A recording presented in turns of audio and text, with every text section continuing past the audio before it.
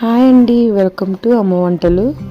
ఈరోజు కాకరకాయ కారప్పొడి ఎలా చేయాలో మీకు చూపిస్తాను. నేను చేసే విధంగా కూడా ఒకసారి ట్రై చేయండి, చాలా బాగుంటుంది. ముందుగా ఒక కడాయి తీసుకుందాము.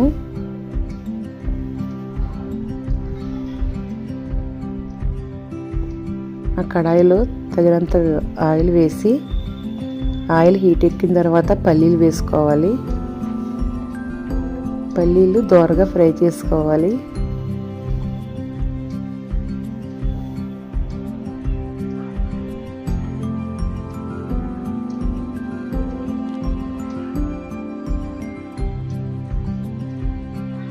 చూడండి, దోరగా ఫ్రై అయినాయి కదా, వీటిని ఒక ప్లేట్లో తీసుకుందాము.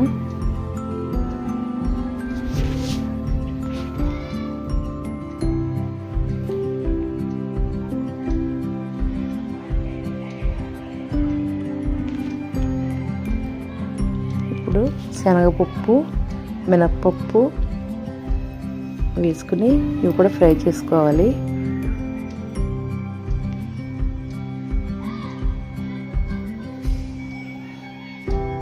ఇప్పుడు 2 స్పూన్స్ వరకు ధనియాలు వేసుకోవాలి. జీలకర్ర కొంచెం వేసుకోవాలి. వీటిని కూడా త్వరగా ఫ్రై చేసుకోవాలి. ఇవి కూడా ప్లేట్లో తీసేసుకుందాం.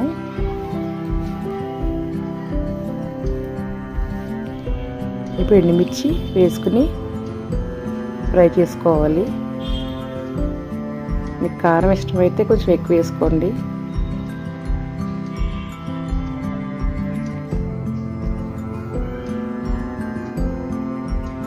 వీటిని కూడా ప్లేట్లో తీసేసుకుందాం.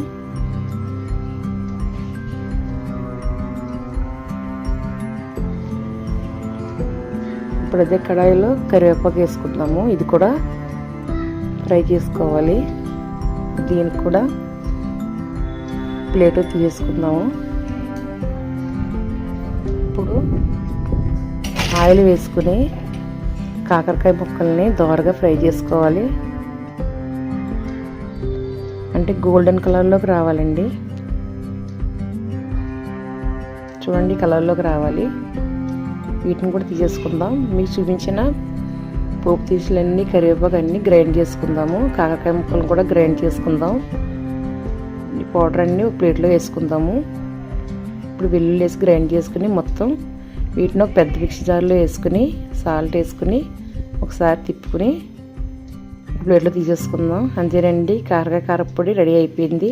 ఈ వీడియో మీకు నచ్చినట్టయితే లైక్, షేర్, సబ్స్క్రైబ్.